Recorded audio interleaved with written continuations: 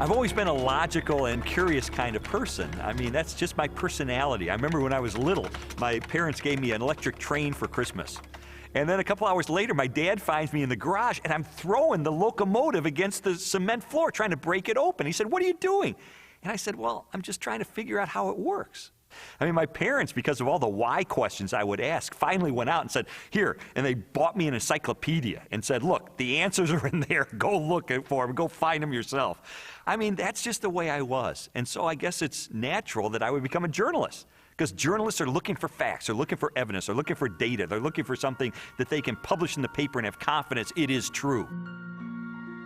Lee Strobel earned a Master of Studies in Law degree from Yale Law School and is the former legal editor of the Chicago Tribune. He is the best-selling author of several books that explore the evidence for the Christian faith. I guess given my curiosity, it's not surprising that when I was in high school, science was my favorite topic, because there the teachers actually encouraged me to like cut open frogs and find out how things work, which I thought was great. When I was a teenager, I had this deep trust in science, and I think part of it was prompted by the fact that I grew up in post-Sputnik America, where Eisenhower encouraged all young people to delve into science so we could catch up with the Russians. So to me, science sort of represented the empirical, the hard facts, the things that could be proven experimentally, and that was sort of the way in which I looked at life. I thought people who had faith, people who believed in supernatural things like God, I saw that as a sign of weakness because, do you have any data to back that up? In the autumn of 1966, Strobel's interest in science led to a life-changing decision. I can take you back to the exact spot where I was sitting. It was in the third floor, overlooking the asphalt parking lot. I was in the second row, the third chair from the front, when my biology teacher recounted in great detail this experiment that had been conducted in the early 1950s at the University of Chicago. This experiment that impressed Strobel so deeply was one of the most famous in the history of science. In 1953, Stanley Miller, a graduate chemistry student, tried to demonstrate how life first emerged on Earth. Miller attempted to reproduce the Earth's early atmosphere. He pumped hydrogen, methane, ammonia, and a small amount of water vapor into a maze of glassware. Then sparked the gases with electrical discharges to simulate lightning. After 5 days, he discovered what he had hoped for: a few simple amino acids, the basic building blocks of living organisms, had collected in the dark residue at the bottom of the glass. Many hailed Miller's experiment as proof that essential components of life could have formed in the oceans of the Earth billions of years ago. The philosophical implications of Miller's experiment were instantly obvious to me. And for me, it was a eureka moment because I heard this and I thought, wait a minute. If you can show scientifically that life can emerge without any outside assistance, if life can emerge just from naturalistic circumstances, then God was out of a job. From there, the acceptance of Darwinian evolution, and full-blown atheism for that matter, was pretty easy. Because if living organisms could emerge by themselves out of this primordial soup without the assistance of any kind of a god or supernatural intervention, then they certainly could develop naturally over the eons into more and more complex creatures, just as Charles Darwin theorized in his book On the Origin of Species. As Strobel embraced Darwinism and its atheistic implications, he was surprised to discover that many Christians believed their faith was compatible with Darwinian evolution. There's no way you can harmonize neo-Darwinism with Christianity. I could never understand Christians who would say, well, I believe in God, and yet I believe in evolution as well. You see, Darwin's ideas about the development of life led to his theory that modern science now generally defines as an undirected process, completely devoid of any purpose or plan. Now, how could God direct an undirected process? How could God have purpose and a plan behind a system that has no plan and no purpose. It just does not make sense. Didn't make sense to me in 1966, and it doesn't make sense to me now. In 1972, Lee Strobel married Leslie Hurdler. 5 years later, Leslie, an agnostic, became a Christian.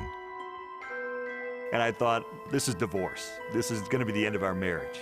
But all the negative things I expected to happen in her as a result of her newfound faith, they didn't happen. And instead, I saw positive changes in her values and her character and the way she related to me and the children. And I thought, wait a minute, she is attributing this to God. And I don't believe God exists. And so that was the main thing that prompted me to say, maybe I need to really investigate this and get to the bottom of this and determine, is there really any rational way I could ever believe that this kind of a God really exists and really causes this kind of transformation in a human being? And so I decided to use my legal training and journalism training, my scientific curiosity, to systematically investigate, is there any credibility to the Christian faith? Because science had played such an instrumental role in his turn to atheism, Strobel embarked on an investigation of major discoveries in biology, chemistry, cosmology, and physics. His studies spanned more than 20 years and included interviews with scientists and scholars as he sought to determine for himself what these discoveries implied about the reality of a creator. Throughout his inquiry, one question remained constant. Does the evidence uncovered by contemporary science point us toward or away from the existence of God? Two-time Nobel Prize winner Linus Pauling once said that science should be the search for truth. And that's what I wanted to do. I didn't know where the evidence was ultimately going to take me, but I really did want to know the truth about God. And what I found shocked me and it stunned me.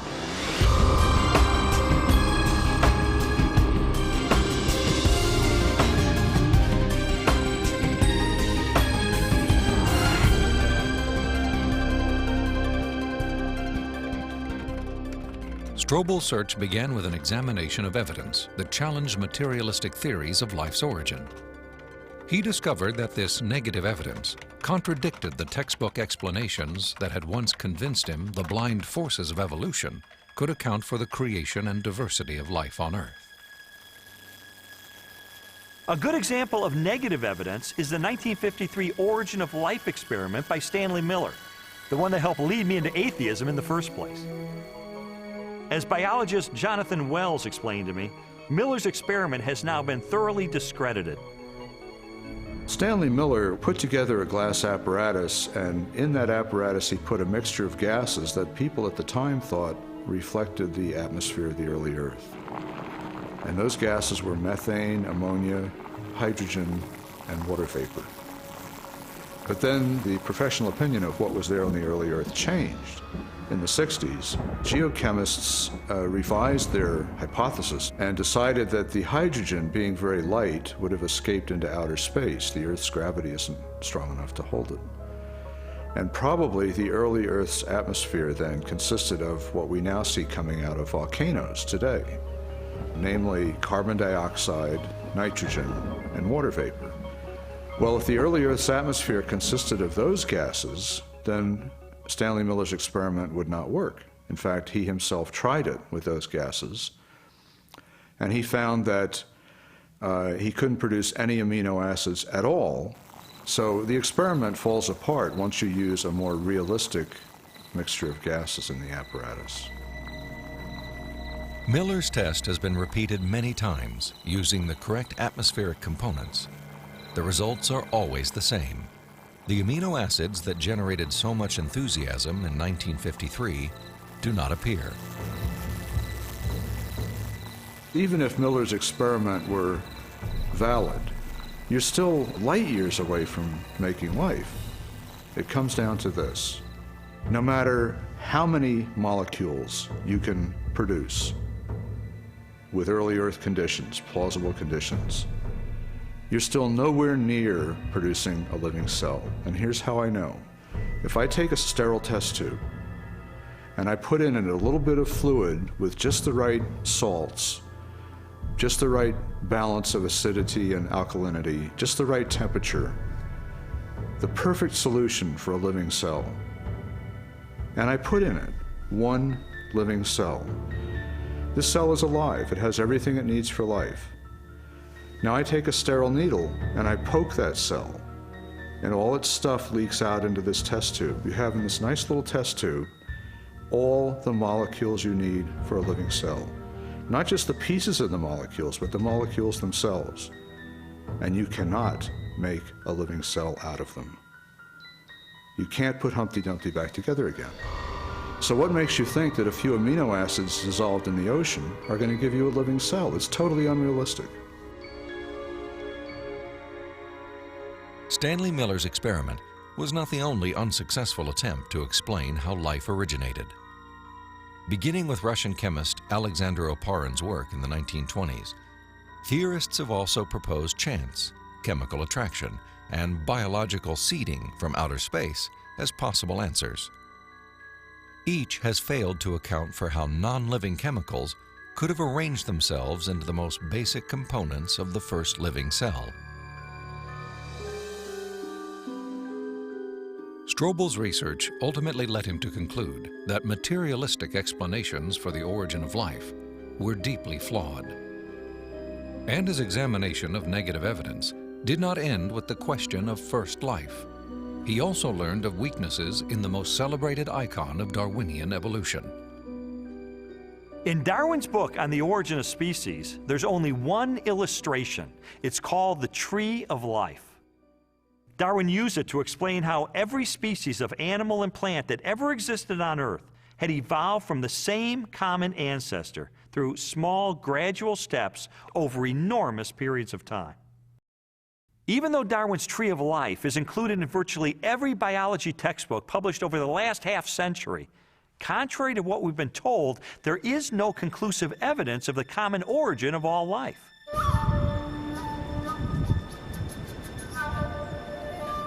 Perhaps the most damaging blow to Darwin's theory is the fossil record. If all living organisms have descended from the same primitive life form, then the rock strata of the Earth should be filled with the fossilized remains of animals that were once part of a great evolutionary chain. A chain of small biological modifications, ultimately leading to a spectacular diversity of life.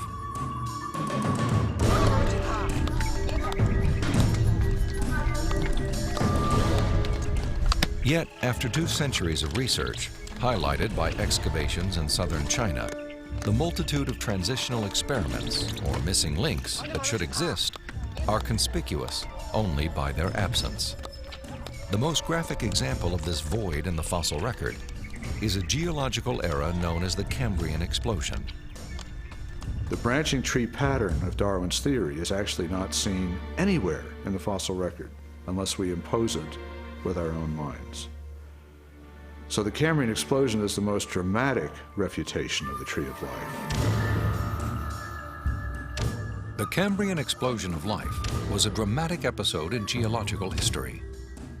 Usually dated at about 530 million years ago, the exquisitely preserved Cambrian fossils reveal that the body plans for virtually every major animal phyla appeared, not gradually and slowly as Darwin had speculated, but instead with astonishing suddenness. If we imagine the whole history of life on Earth taking place in one 24-hour period, the current standard estimates for the origin of life put it at about 3.8 billion years ago, let's say 4 billion.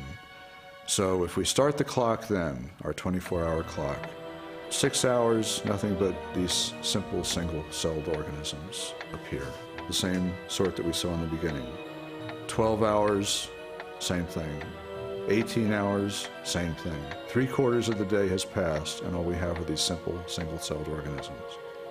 Then at about the 21st hour, in the space of about 2 minutes, boom, most of the major animal forms appear in the form that they currently have in the present.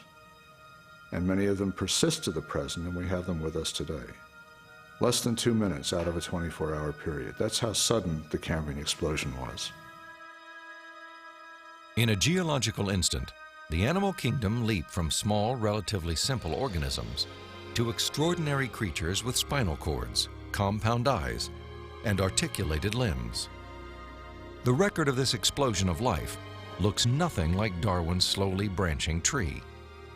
Darwin's theory is that there's a tree of life where you have one organism diverging into many other organisms and big differences appearing at the top.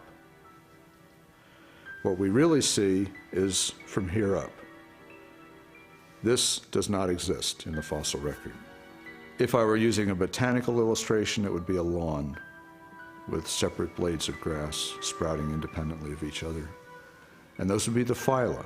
Now, within each phylum, there is subsequent diversification. But even there, I don't see the branches connecting that would make them a tree of life. As scientists, it's not our job to force the evidence into a theory that just doesn't fit it. And so I have absolutely no desire or reason to uphold Darwin's theory at this point. I think what we're seeing today is a series of scientific discoveries that are opening the eyes of more and more scientists to say, wait a minute, I can no longer believe that pure naturalistic processes can account for the origin and diversity of life. There must be something else here. The challenges to Darwinian theory have led more than 600 scientists with PhDs from major universities throughout the world to sign a document titled A Scientific Dissent from Darwinism. It reads in part, "We are skeptical of the claims for the ability of random mutation and natural selection to account for the complexity of life." These are scientists with PhDs from Stanford and Berkeley and University of Chicago and Cambridge, major universities, who've looked hard and fast at the evidence and have walked away saying, I am not convinced. Maybe there's another explanation. Personally, the negative evidence forced me to conclude that Darwinism would require a blind leap of faith that I just had no good reason to make. Strobel's rejection of Darwinism and materialistic science was also based on the large body of positive evidence for intelligent design. Evidence he first confronted in the science of cosmology, which explores the origin of the universe.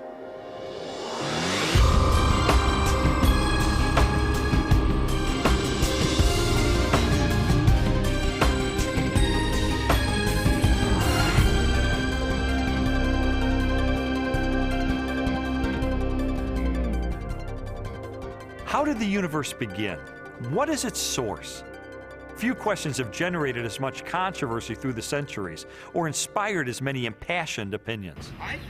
I interviewed William Lane Craig, a philosopher who has devoted much of his career to the study of cosmology and the question of origins. From ancient Greek materialism at the time of Plato and Aristotle up through 19th century idealism, the prevailing view was that the universe is eternal, that the universe never began to exist, that the universe as a whole is, as it were, a static, timeless entity. This belief in an eternal, unchanging universe, for centuries a pillar of Western cosmology, was unexpectedly challenged in 1915 by Albert Einstein's general theory of relativity. Einstein's equations implied a startling possibility. The cosmos was not static, but instead existed in a continual state of either contraction or expansion. Einstein did not like the idea that the universe was dynamic at all. In fact, like almost all scientists at the time in the early 20th century, he assumed the universe was static and eternal. What's interesting and ironic is that he thought he had made some kind of mistake in his equations for the general theory of relativity. But a few years after he developed the theory, a Belgian astronomer named Lemaitre developed a model based upon his equations, which again predicted that the universe was in a continual state of expansion. In 1929, theoretical predictions were confirmed with empirical data. At the Mount Wilson Observatory overlooking Los Angeles, astronomer Edwin Hubble studied light from distant galaxies. Hubble determined that galaxies beyond our Milky Way were moving away from us at a speed proportional to their distance from the Earth. The more distant the galaxy, the faster it is receding. Hubble's landmark discovery led most astronomers and physicists, including Albert Einstein, to a similar conclusion. If the universe is continually expanding, then at earlier points in its history, it must have been smaller and denser.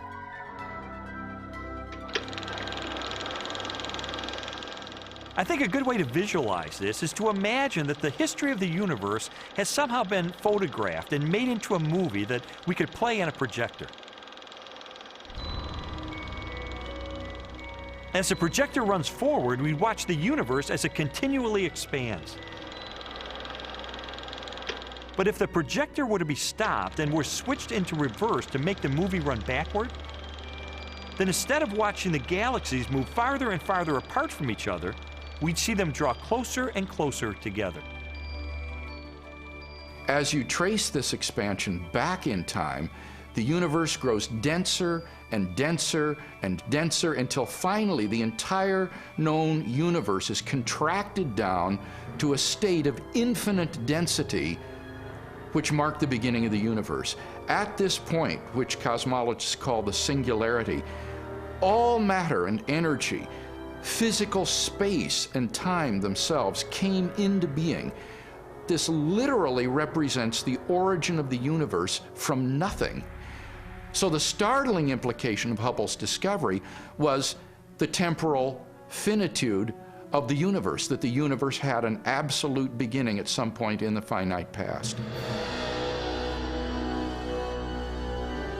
During the second half of the 20th century, other discoveries also pointed to a universe with a beginning. These images of the cosmic microwave background radiation document what most scientists now believe is the remnant heat generated during the universe's early history. Background radiation is found throughout the cosmos and indicates its expansion from a sudden, perhaps violent moment in time. This evidence for a finite universe has reaffirmed the conclusion of an ancient philosophical deduction. It is called the Kalam cosmological argument. The Kalam argument is deceptively simple in its formulation. It consists of basically three steps. Premise one is that whatever begins to exist has a cause. Something cannot come into being uncaused out of absolutely nothing. Premise two is that the universe began to exist. And the remarkable development that has occurred is that for the first time, we now have solid scientific evidence for the truth of that second premise, that the universe began to exist. And from those two premises, it follows logically, therefore, the universe has a cause of its existence. Whatever begins to exist has a cause. The universe began to exist, therefore the universe has a cause of its existence. And that points to a reality beyond the universe, a transcendent reality beyond space and time, and therefore non-physical and immaterial, which created the universe out of nothing and brought it into being. The implications of a finite universe, coupled with other discoveries of modern cosmology, have led many scientists to unmistakably theological conclusions.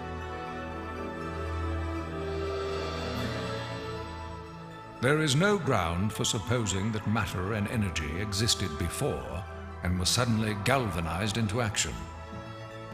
It is simpler to postulate creation ex nihilo, divine will constituting nature from nothingness.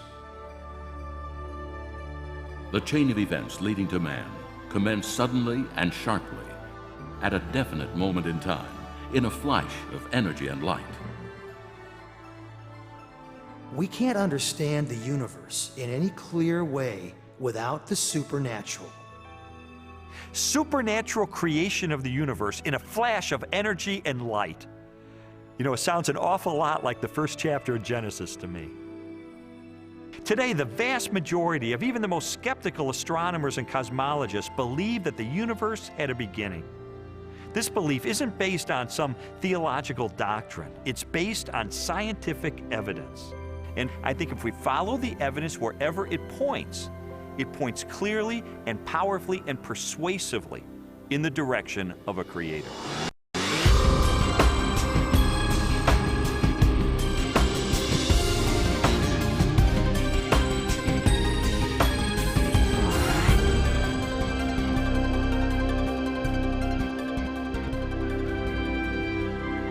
Since the beginning of time, all the matter in the universe has been governed by precisely balanced laws and constants.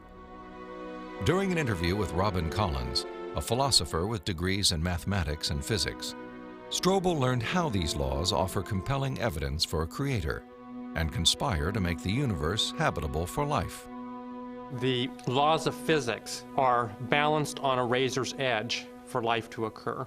For example, if you didn't have something like gravity that pulled matter together, you would never get planets, you wouldn't get stars, you wouldn't get any complex organisms. If you didn't have the strong nuclear force, there would be nothing to hold protons and neutrons together in the nucleus. And so you wouldn't have any atoms, so no chemistry. If you didn't have the electromagnetic force, you would have no bonding between chemicals.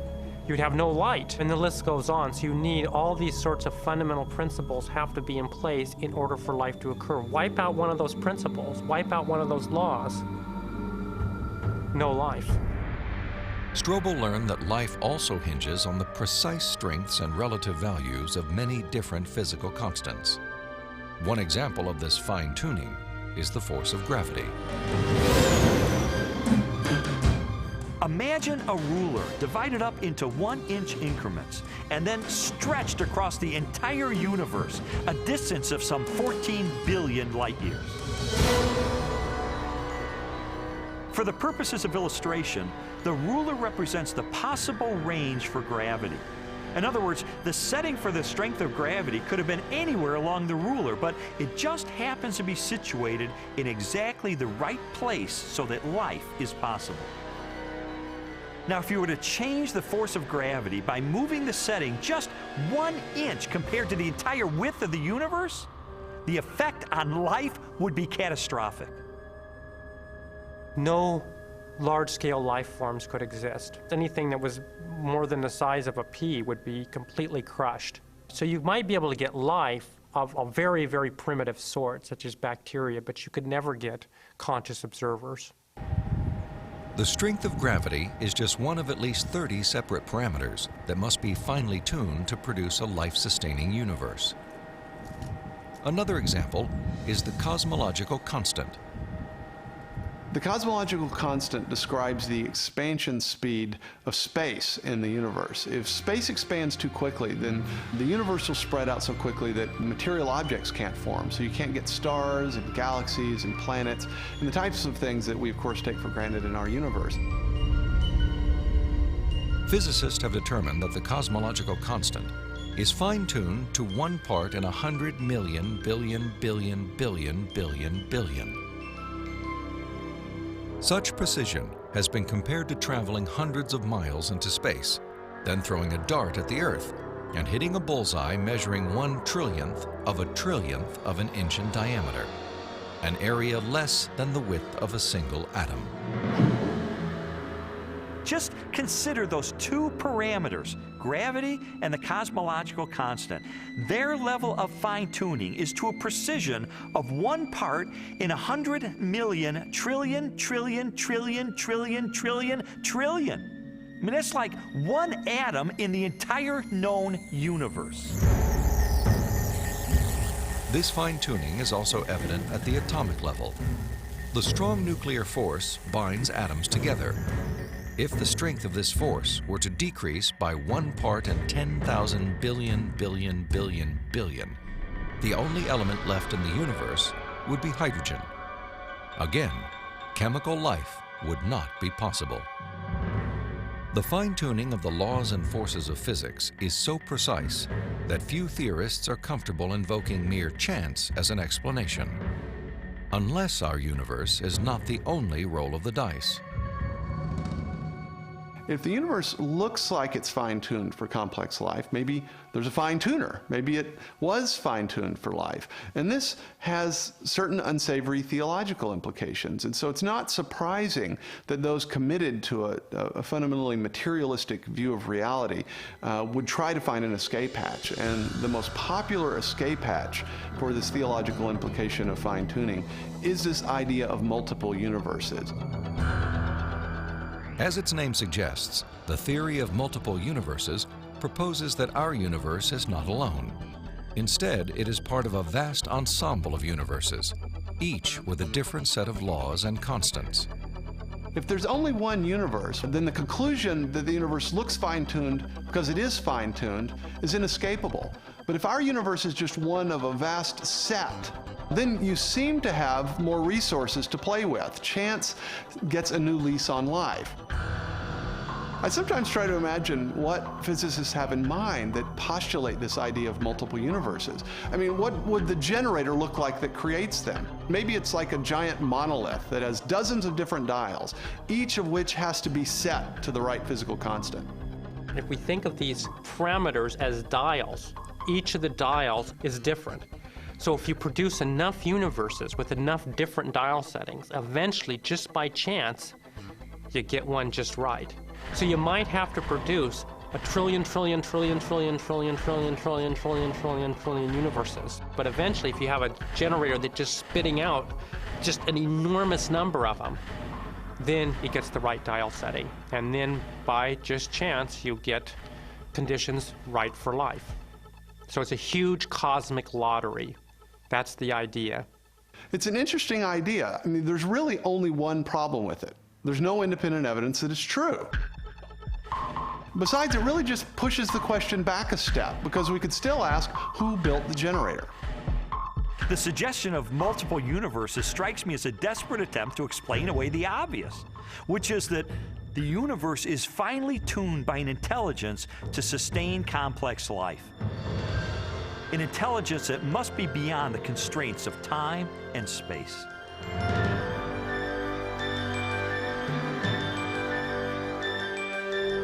Strobel's journey through a universe finely tuned for life inevitably led him home, to the blue jewel of our solar system, the planet Earth.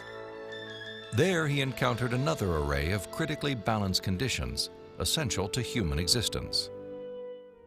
When I was an atheist, I saw planet Earth as being one of probably billions of planets just like it all over the universe. I saw our sun as being an average, undistinguished type of a sun. I figured as I looked up at the stars at night that there must be millions and millions of advanced civilizations out there. I just thought there was an ordinariness to our situation. This line of reasoning was totally consistent with my atheistic worldview.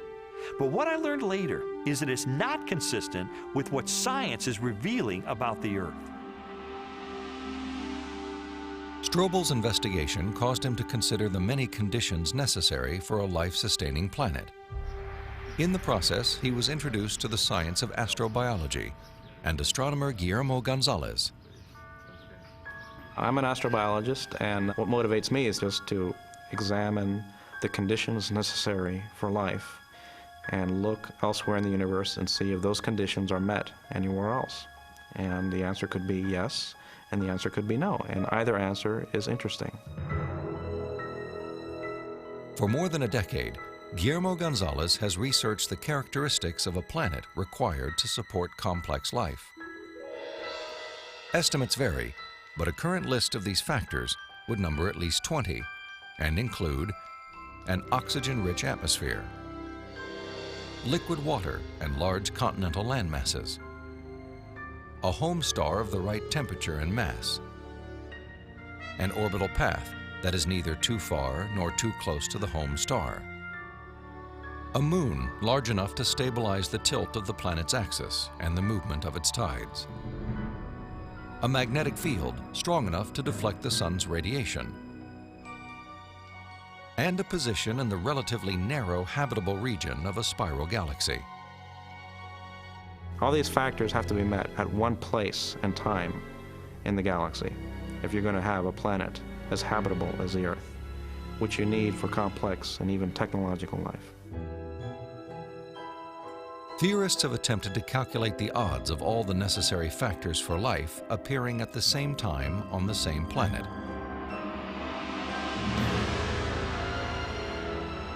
A conservative estimate is 1 chance in 10 to the negative 15th, or 1/1000th of 1 trillionth.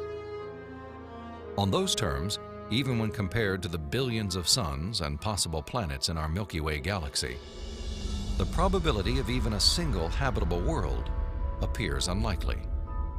There are many probabilistic resources in the galaxy, but on the other side of the coin are all these factors that you need. You have to get just right in order to have just one habitable planet like the Earth. And that leads me to conclude that yes, we're rare in the galaxy. Gonzalez's study of the Earth's habitability led him and colleague Jay Richards to expand the scope of their research. They began to examine how a life-sustaining planet like Earth may also give its human inhabitants access to the mysteries of the universe. I don't think there has ever been a time in the history of the human race in which at least some people haven't contemplated these questions. We ask, why can we see distant galaxies, millions of light years away in the universe? Why can we postulate what's going on inside atoms or inside black holes? Why are we able to discover things about the universe, to answer questions about its age? For most scientific discoveries that we're able to make, these sorts of things can't be explained in terms of the survival of the fittest of our distant ancestors. Not only our ability to do science, but the openness of the natural world to science just completely outstrips the sort of reductionist and Darwinian explanations that we're used to. In response to this evidence, Richards and Gonzalez have argued that our ability to make scientific discoveries is no fluke or accident. Instead, it points to an underlying purpose behind the universe. It is actually designed for discovery. Guillermo Gonzalez and I spent several years pursuing a hypothesis that those rare things that life needs in a planetary environment, those things that make a planet habitable, also set up the best set of conditions overall for scientific discovery. There are many examples of this correlation, including our planet's oxygen-rich atmosphere, both a critical requirement for our survival and a transparent window that allows us to explore the distant universe.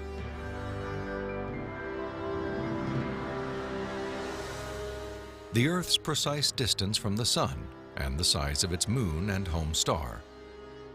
These factors not only control our planet's temperature, axial tilt, and the movement of its tides, they also ensure perfect solar eclipses, phenomena that have provided scientists with invaluable data about the composition of stars and the properties of light. And our location in the Milky Way. The Earth is positioned between 2 spiral arms within a relatively small region where life is possible. As a result, we enjoy an excellent platform for clear, unimpeded views of our galaxy and the rest of the cosmos. I think God intentionally created a habitat for us that allows us to see Him through the creation that He has left behind. And this habitat is conducive for us to do scientific research. It didn't have to be that way, but it is. Why? Because I believe that by doing science, we find God.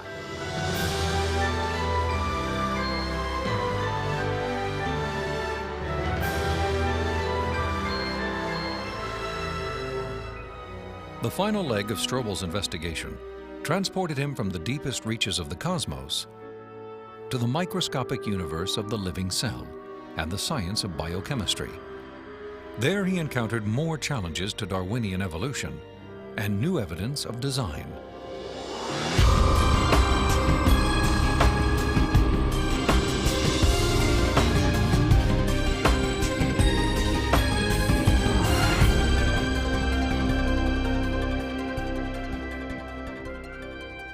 Throughout the second half of the 20th century, spectacular technologies revolutionized scientific understanding of the cell, the basic unit of life.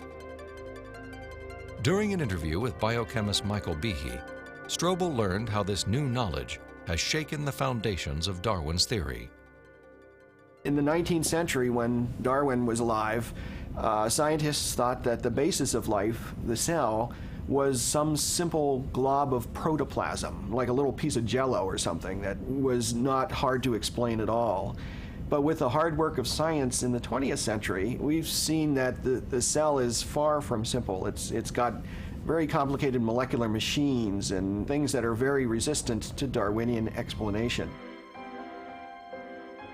Michael Behe has devoted his career to the study of the design and operation of the cell. He has also written extensively on the biochemical challenge to evolution.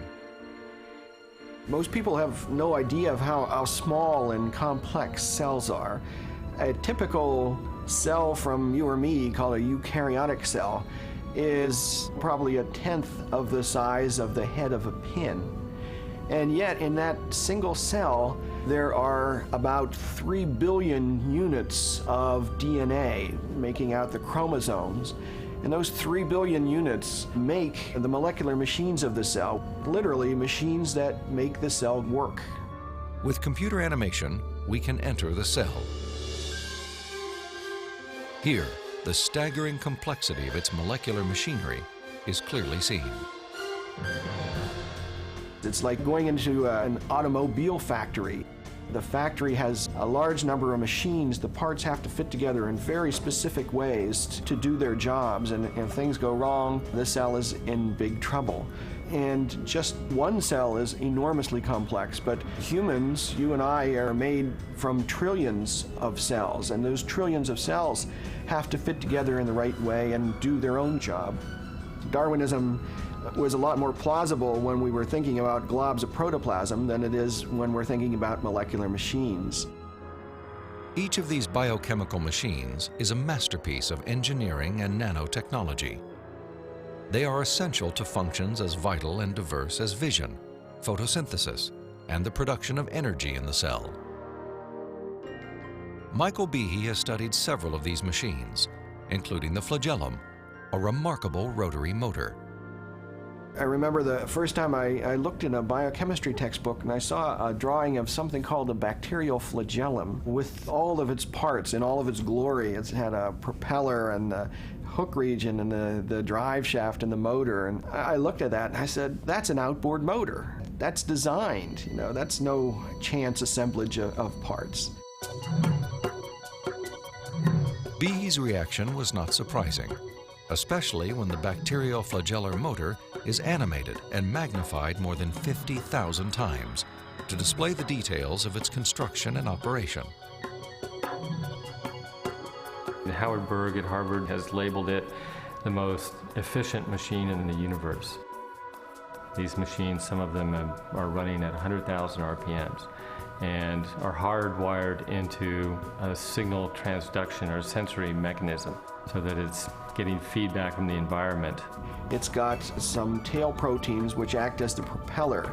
When the flagellum rotates, these push against the water and therefore push the bacterium forward.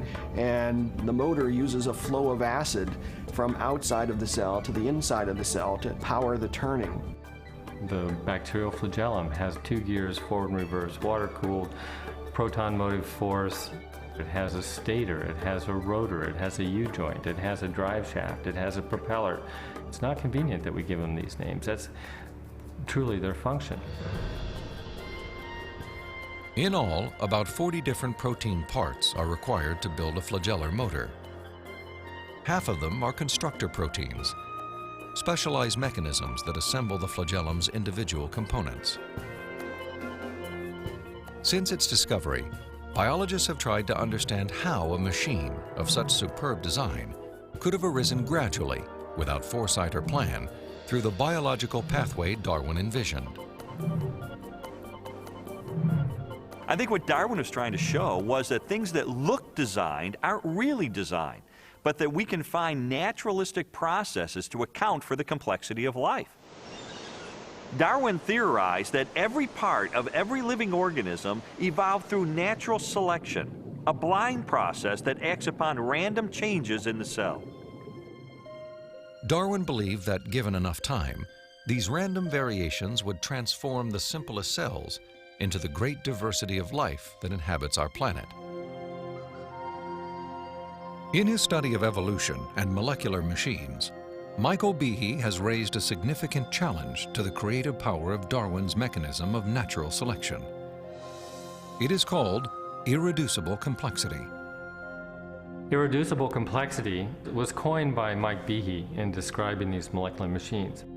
Basically what it says is that you have multi-component parts to any given organelle or system in a cell, all of which are necessary for function. That is, if you remove one part, you lose function of that system. Irreducible complexity can be illustrated by a familiar, non-biological machine, a mousetrap. The trap is composed of 5 basic pieces: a catch to hold the bait, a strong spring, a thin bent rod called the hammer, a holding bar to secure the hammer in place, and a platform upon which the entire system is mounted. If any one of these parts is missing or defective, the mechanism will not work. All components of this irreducibly complex system must be present simultaneously for the machine to perform its function. Catching mice.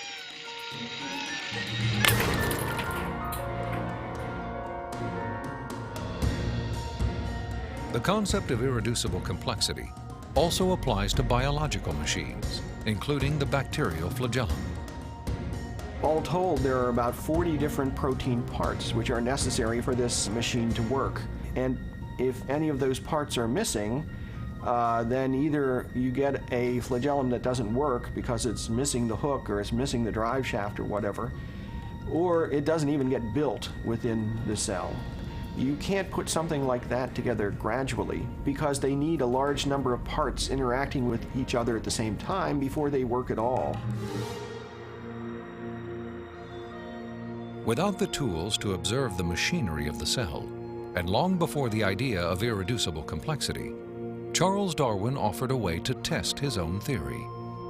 In Origin of Species, he wrote, "If it could be demonstrated that any complex organ existed, which could not possibly have been formed by numerous, successive, slight modifications, my theory would absolutely break down."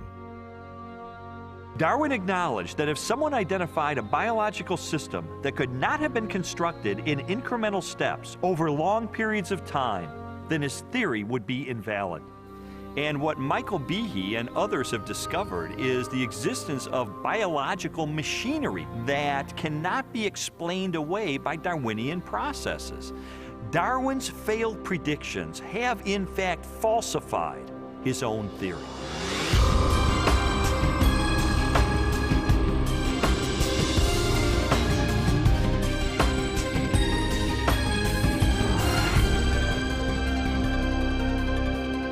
The existence of complex biological machines raises an obvious question. If natural selection wasn't the agent of their construction, then what was? The centerpiece of my investigation was an interview with philosopher of science, Dr. Stephen Meyer. Meyer, who holds a PhD from Cambridge University, brought me face to face with the most efficient information processing system in the universe. The DNA molecule and its language of life. The discovery of the information-bearing properties of DNA and RNA is a fundamental challenge to all materialistic theories of the origin of life. Neo-Darwinism and its associated theories of chemical evolution and the like will not be able to survive the biology of the information age, the biology of the 21st century. Meyer's conclusions are based upon his understanding of the DNA molecule and the genetic instructions that are locked within the nucleus of living cells. In 1953, when Watson and Crick elucidated the structure of the DNA molecule, they discovered that DNA was a carrier of genetic information in the form of a 4-character digital code. That is to say that DNA functions like a software program, only more complex than anyone has ever created or devised. For a biological system to run and operate, it needs genetic information to build the proteins and protein machines that cause the cells to maintain their function. This information is stored in a precise arrangement of 4 chemicals: that scientists represent with the letters A, C, T, and G. Sequences of these chemicals provide the instructions necessary to assemble complex protein molecules that in turn help form structures as diverse as eyes, legs, wings, and hearts. This code has been called the language of life, and it is the most densely packed and elaborately detailed assembly of information in the known universe. Geneticist Michael Denton has estimated that the amount of biological information necessary to build all of the proteins in all of the species of organisms that have ever existed on planet Earth could be held in a single teaspoon.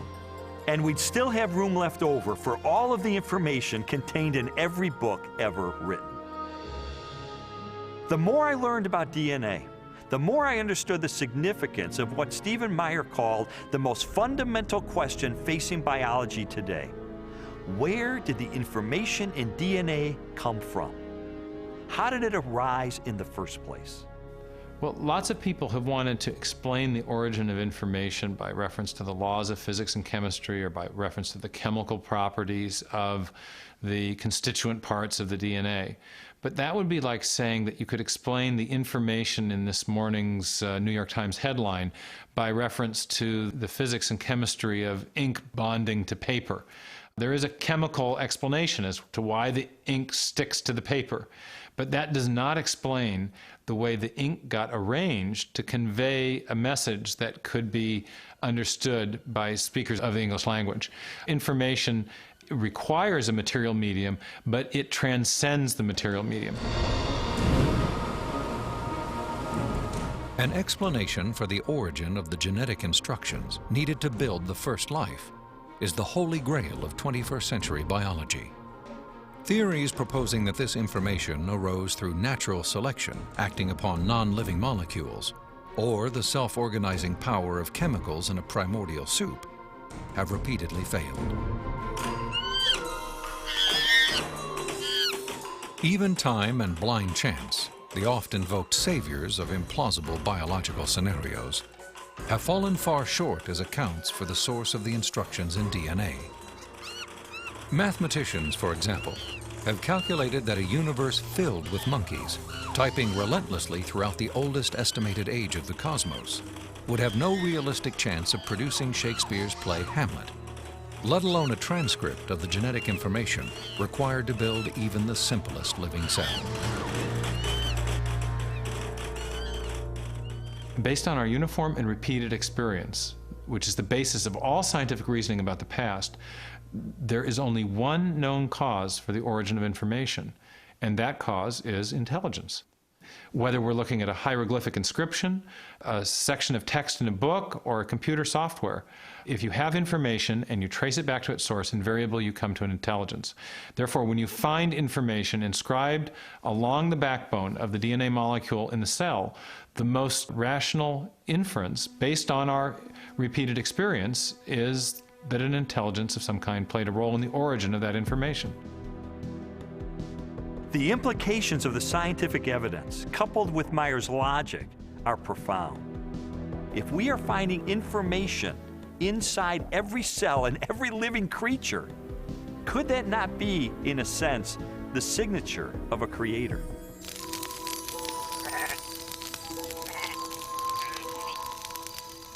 "30 centuries before science unlocked the mysteries of genetic information, or a telescope probed billions of light years into space, the Hebrew shepherd and poet David wrote eloquently of a creator who revealed his existence and power through all that he had made.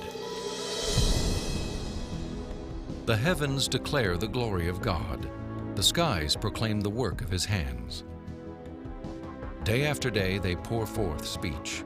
Night after night they proclaim knowledge. Their voice goes out into all the earth, their words to the end of the world."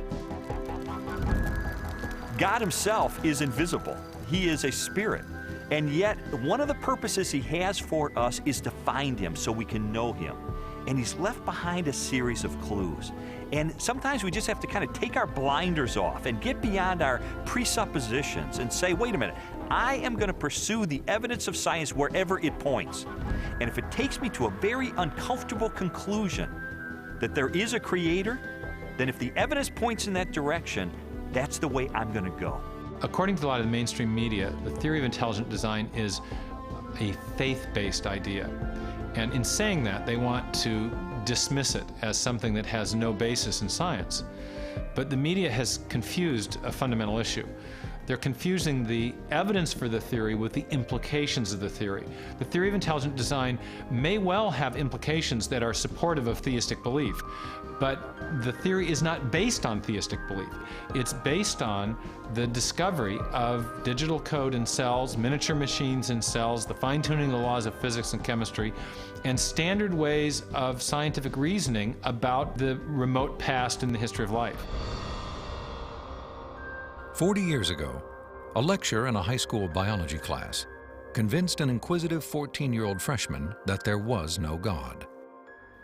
Ironically, years later, it was an open-minded investigation of scientific evidence that led Lee Strobel to belief in a creator.